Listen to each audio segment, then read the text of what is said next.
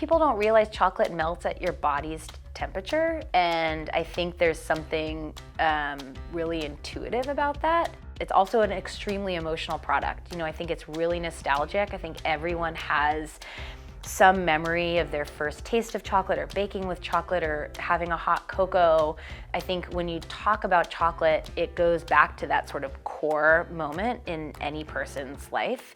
And I think there's something really unique about that. I'm part of the 5th generation of the family as well. So I've been here for about 12 years, I guess. And we always say there's never a dull moment in chocolate. So the last 12 years have been really exciting, and lots going on. My great-great-grandfather, Etienne, came to San Francisco from France looking for gold, and his uncle had a chocolate factory in France, so he brought chocolate to trade for mining supplies.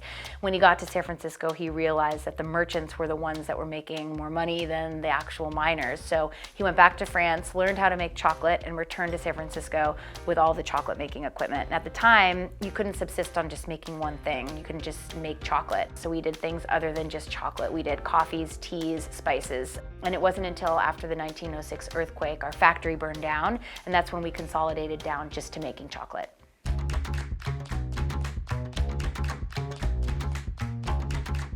About 80% of our business is B2B, so we make chocolate that's sold as an ingredient to confectioners, bakeries, restaurants, pastry chefs all over the world and across the US.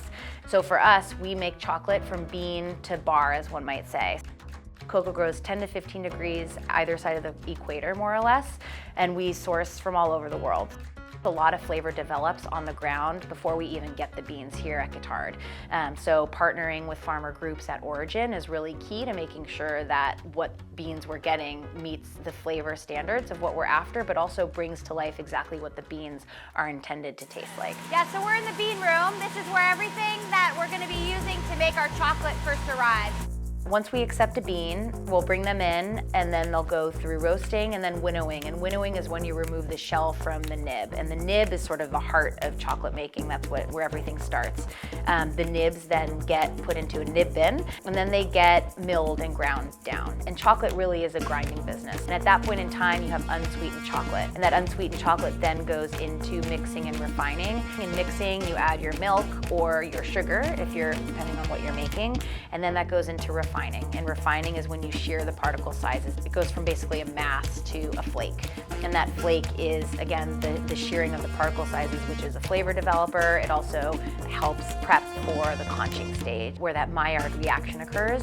And the Maillard reaction is a caramelization. It's over the course of several hours. The product sort of turns in on itself. Volatiles are released, flavor is developed.